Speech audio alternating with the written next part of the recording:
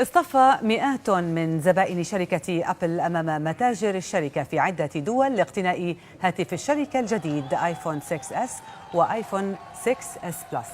ورغم سوء الأحوال الجوية في أستراليا والتي رافقت موعد طرح الهاتف الجديد للبيع، إلا أن هذا لم يمنع الكثيرين من الانتظار للحصول على الهاتف. وقال مدير فرع شركة أبل في أستراليا إن أول هاتف آيفون من النوع الجديد بيع لشخص كان ينتظر في الصف منذ 18 يوما.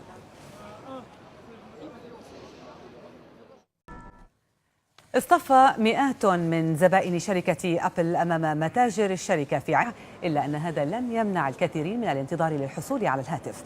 وقال مدير فرع شركة أبل ورغم سوء الأحوال الجوية في أستراليا والتي رافقت موعد طرح الهاتف الجديد للبيع في أستراليا إن أول هاتف آيفون من النوع الجديد بيع لشخص كان ينتظر في الصف عدة دول لاقتناء هاتف الشركة الجديد آيفون 6s وآيفون 6s بلس.